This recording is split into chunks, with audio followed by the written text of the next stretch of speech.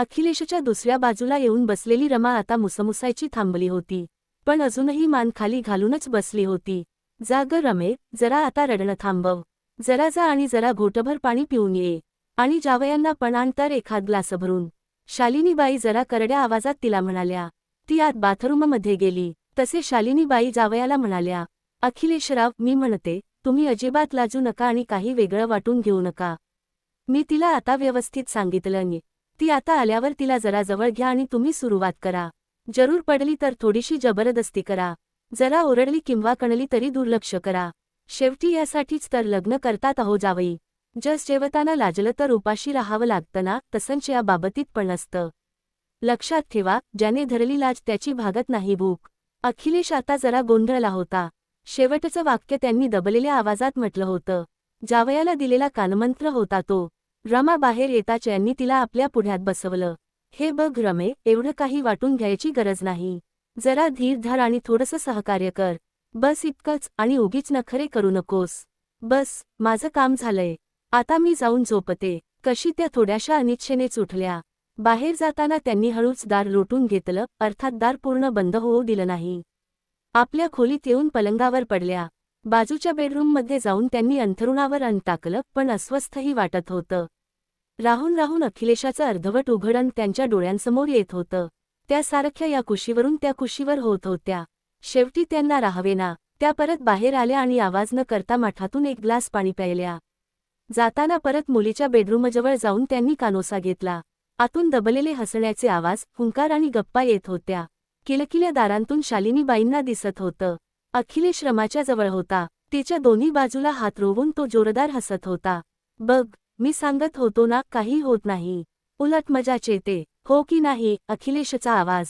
अहो, हळू जरा. मी उगाचच घाबरत होते. माझ्या एका मैत्रिणीने काहीतरी उलटच सांगितलं होतं. पण आज जेव्हा आईनं सांगितलं तेव्हा माझी हिंमत झाली. अहो, केवढा मोठा आहे हो तुमचा उद्देश, मावतच नाही हा. मग तिकडेही अशीच मजा असते का? शी, किती घाण घाण बोलतोस. आणि नाही हो, हम तिकडे नाही. प्लीज, इकडेच. माझं तोंड किती मोठं उघडावं लागलं होतं. तिकडे तर अजिबात जाणार नाही. आणि आता मी तोंडाने बोलून देत जाईन ना. तू म्हणशील तितक्या वेळा. अगं, इकडे सुद्धा पहिल्यांदा असाच त्रास होतो ना. तिकडे पण थोडासा होईलच. पण मी सोडणार नाही तुला. अगं, तुझी इतकी सुंदरता असून मी तिचा फायदा घेतलाच नाही. हे बाहेर कोणाला कळलं तर किती नाचकी होईल माहितीये का तुला? हा बघ, तिकडचं नुसतं नाव घेतलं तर लगेच जीव उडाला बघ. अखिलेश आता तिच्या बाजूला लवंडला होता. रमा आता त्याच्या दंडावर डोकं ठेवून एका कुशीवर पडली होती. बोटाने ती त्याच्या छातीवर रेघोट्या ओढत होती. अखिलेश पण तिच्या डोक्यावर प्रेमाने हात फिरवत होता. शालिनीबाई आता समाधानाने वळल्या आणि आपल्या खोलीत जाऊन बेडवर पडल्या. पण झोप मात्र येत नव्हती. कालची रात्र आठवून त्या उसासे टाकत होत्या. शालिनीबाई बेडवर पडल्या होत्या, पण डोळ्यांवर झोप नव्हती. राहून राहून त्यांना कालची रात्र आठवत होती. स्वतःच्या ओठांचा गोडवा, अंगावरून फिरलेले हात आणि तो उष्ण श्वास, आठवणींनी त्यांचं अंत तापत होतं. त्या सारख्या डोळे मिटून उसासा टाकत होत्या. हे असं का होतंय मला? मी स्वतःला थांबवूच शकत नाही का? त्यांच्या मनात प्रश्नांची गर्दी होत होती. पलटून त्या एका कुशीवर गेल्या, पण अस्वस्थपणा कमी झाला नाही. हात आपोआप त्यांच्या अंगावरून फिरत होते. तेवढ्यात शेजारच्या खोलीतून पुन्हा दबलेले हसण्याचे आणि कुजबुजण्याचे आवाज कानावर आले. क्षणभर शालिनीबाईंच्या अंगात विजा चमकल्या. त्यांनी दाराकडे वळून कानोसा घेतला. आत अजूनही मृदू आवाज चालू होते. त्या उठल्या, पाणी प्यायलं आणि परत खिडकीपाशी जाऊन उभ्या राहिल्या. बाहेर चंद्रप्रकाशात आकाश शांत होतं, पण त्यांच्या मनात मात्र वादळ घोंगावत होतं. हे सगळं थांबवायला हवं, पण मी स्वतःलाच थांबवू शकले नाही तर, त्या स्वतःशीच बोलल्या. रात्र सरून सकाळ झाली. सूर्यकिरणांनी घर उजळलं, पक्ष्यांचा किलबिलाट सुरू झाला. रमा अजूनही गाढ झोपली होती. अखिलेश थकलेल्या चेहऱ्याने बाजूला पडला होता. शालिनीबाईंच्या मनात मात्र नवी द्विधा सुरू झाली होती. कालच्या आठवणी, आजचा दिवस आणि उद्याची भीती, सगळं एकत्र गुंतलं होतं. सकाळी स्वयंपाकघरात शालिनीबाई गडबडत होत्या. चहा चढवला, नाश्त्याची तयारी सुरू केली. हातातलं काम चालू असलं तरी मन मात्र पूर्णपणे तिथे नव्हतं. अधूनमधून डोळ्यांसमोर काल रात्रीचे क्षण येऊन थांबत होते. आई, चहा तयार झालाय का? रमाचा आवाज. हो ग, झालाय, घेऊन येते, शालिनीबाई हसून म्हणाल्या, पण हसण्यात ताण दडलेला होता. रमा आणि अखिलेश दोघंही टेबलाजवळ बसले होते. रमाचा चेहरा चमकत होता. ती मनातल्या आनंदाने ओथंबून वाहत होती. अखिलेश मात्र थोडा संकोचलेला दिसत होता. तो डोळे टाळत होता. काय ग, एवढा आनंदात दिसतेयस, शालिनीबाईंनी मुद्दाम विचारलं. काही नाही आई, असंच, रमा चेहऱ्यावर लाली आणत म्हणाली. अखिलेशने नजर खाली घातली. शालिनीबाईंच्या मनात पुन्हा द्वंद्व सुरू झालं. मी ह्या दोघांकडे बघते, पण माझ्या मनात मात्र अजूनही काल रात्रीचं दृश्य आहे. हे योग्य आहे का? नाश्ता झाला. रमा घरातल्या छोट्या छोट्या कामांत रमली. अखिलेश मात्र शालिनीबाईंच्या नजरेतून वाचण्याचा प्रयत्न करत होता. त्याच्या नजरेत कालचं गुपित दडलेलं होतं आणि शालिनीबाईंना ते अगदी स्पष्ट दिसत होतं. काम संपवून त्या एकट्या आपल्या खोलीत आल्या. आरशात स्वतःकडे पाहिलं. चेहरा तेजस्वी दिसत होता, डोळ्यात वेगळेच भाव दाटले होते. हे असं किती दिवस सुरू राहणार, त्या स्वतःशीच पुटपुटल्या. दुपारच्या उन्हात घर शांत झालं होतं. रमा आपल्या खोलीत होती. अखिलेश हॉलमध्ये मोबाईलवर काहीतरी पाहत पडला होता. शालिनीबाई मात्र काम उरकून थोड्या वेळासाठी आपल्या खोलीत आल्या, पण मन शांत नव्हतं. त्यांनी पडद्यामागून हॉलकडे नजर टाकली. अखिलेश आरामात पडला होता, पण मध्येच त्याची नजर जणू त्यांनाच शोधत होती. त्यांचं हृदय धडधडायला लागलं. क्षणभर दोघांचे डोळे भिडले. नजरेला नजर मिळाल्यावर एक विचित्र विजेचा झटका दोघांच्या अंगावरून गेला. शालिनीबाई गडबडून लगेच मागे सरकल्या, पण मन मात्र स्थिरावलं नाही. हे काय चाललंय माझं? मी आई आहे, मग हे विचार काय येतात, त्या स्वतःशीच पुटपुटल्या. पण आतून शरीर वेगळंच सांगत होतं. संध्याकाळी रमा काही कामासाठी शेजारी गेली. घरात फक्त शालिनीबाई आणि अखिलेश होते. वातावरणात एक अवघडलेलं शांत पसरलं.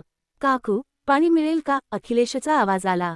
त्या स्वयंपाकघरात गेल्या, पाणी घेतलं आणि त्याच्या हातात दिलं. हात भिडला आणि काही क्षण दोघेही थिजून उभे राहिले.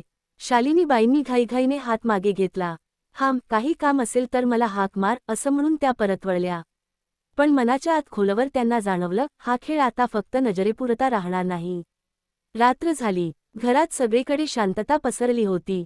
रमा आपल्या खोलीत गाढ झोपली होती. शालिनीबाई मात्र अजूनही जाग्याच होत्या. त्यांच्या मनात दिवसभरचे प्रसंग सतत फिरत होते. त्या बेडवर पडल्या होत्या, पण डोळ्यांवर झोप नव्हती. राहून राहून अखिलेशची नजर, त्याचा स्पर्श आणि हाताला लागलेलं उष्ण तापलेलं अंग आठवत होतं.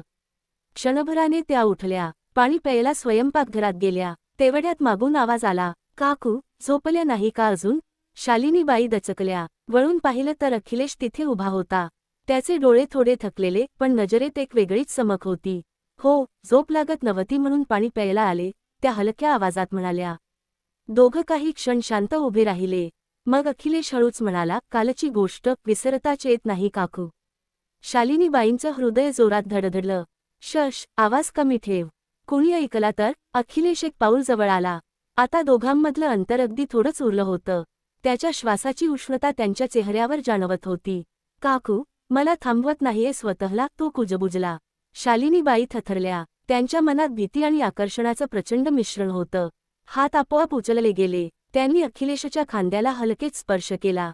क्षणभरात वातावरणातली शांतता तुटली. न बोलता नजरेतून सगळं बोललं गेलं. रात्रीचे क्षण हळूहळू संपत होते. घरात मंद प्रकाश पसरला होता.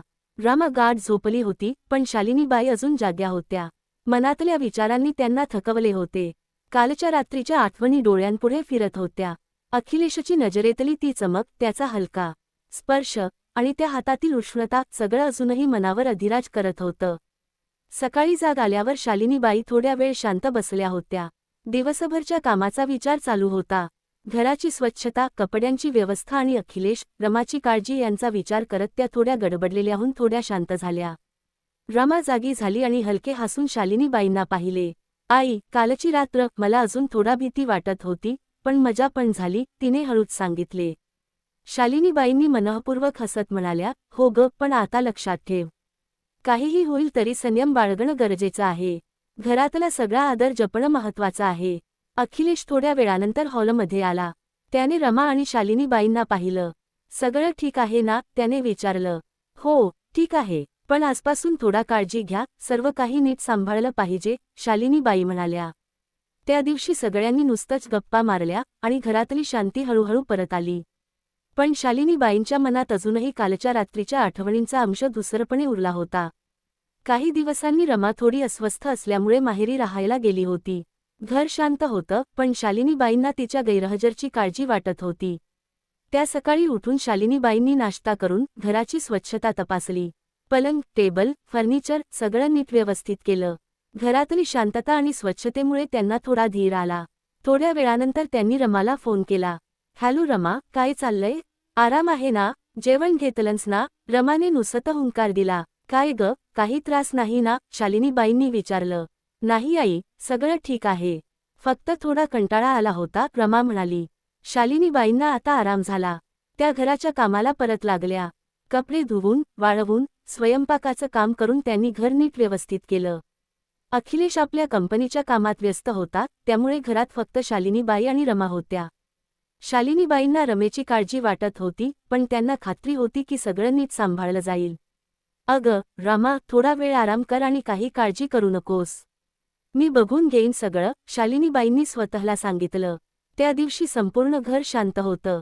रमा आरामात होती आणि शालिनीबाईंना थोडा धीर आणि समाधान मिळालं. काही महिन्यांनंतर रमाकडून आनंदाची बातमी आली. ती गर्भवती होती. शालिनीबाईंना खूप आनंद झाला. त्यांच्या चेहऱ्यावर हसू फुललं आणि घरात एक नवीन उत्साह भरला. रमाने फोनवरच ती बातमी दिली. आई, तुम्हाला सांगावसं होतं, मी गर्भवती आहे. शालिनीबाईंना आनंदाने डोळे भरून आले. अगं, मस्त, किती सुंदर. आता सगळं नीट सांभाळा, आराम करा, त्या हसत म्हणाल्या. अखिलेशही आनंदाने उड्या मारत होता. घरातली शांतता, काळजी आणि मेहनत याचं फळ आता दिसत होतं. सगळे उत्साहित झाले. शालिनीबाईंनी रमेचं योग्य पोषण, आहार आणि आराम याची काळजी घेतली. अखिलेश घरातल्या कामात मदत करत होता, पण तो देखील आनंदाने थोडा जास्त वेळ घालवत होता. अगं, रमा, सगळं नीट चाललंय ना? काही त्रास नाही ना? शालिनीबाईंनी पुन्हा विचारलं. नाही आई, सगळं ठीक आहे. तुमच्या मार्गदर्शनामुळे सगळं मस्त चाललंय, रमा हसत म्हणाली. घरात पुन्हा एक प्रकारची स्थिरता आली. प्रेम, काळजी आणि नवीन जीवनाच्या अपेक्षेने सर्वांचे मन आनंदाने भरले. काही महिन्यांनंतर रमा प्रसूतीसाठी तयार झाली. घरात सगळीकडे आनंदाचं वातावरण पसरलं होतं. शालिनीबाईंना आनंद, काळजी आणि उत्साह याचं मिश्रण जाणवत होतं. अखिलेशही तणावमुक्त आणि आनंदी दिसत होता. रमेच्या जवळ राहून सर्व काही व्यवस्थित पार पडावं याची काळजी घेत होता. रमा हलकी हालचाल करत बेडवर पडली. शालिनीबाईंनी तिच्या बाजूने हात ठेवला आणि हळूच तिच्या चेहऱ्यावर हसू आणलं. सगळं ठीक होईल, घाबरू नकोस, त्या सांगितलं. प्रसूतीचा वेळ सुरू झाला. रमेच्या चेहऱ्यावर वेदना होती, पण अखिलेश आणि शालिनीबाईंनी तिच्या हात धरून हौस व दिलासा दिला. काही तासांनी रमेने बाळाला जन्म दिला. घरात आनंदाची लाट पसरली. छोट्या बाळाची आठवण, त्याची गोड हसू आणि रमेचं सुरक्षित वातावरण सगळ्यांच्या चेहऱ्यावर आनंद आणलं. शालिनीबाई प्रसन्न मनाने म्हणाल्या, हे क्षण आयुष्यभर लक्षात राहतील. मेहनत, काळजी आणि प्रेम याचं फळ दिसतंय. अखिलेश आणि रमा दोघंही एकमेकांकडे बघून हसले. घरातली शांतता, प्रेम आणि नवीन जीवनाची उत्सुकता याने सगळ्यांच्या मनात समाधान निर्माण केलं.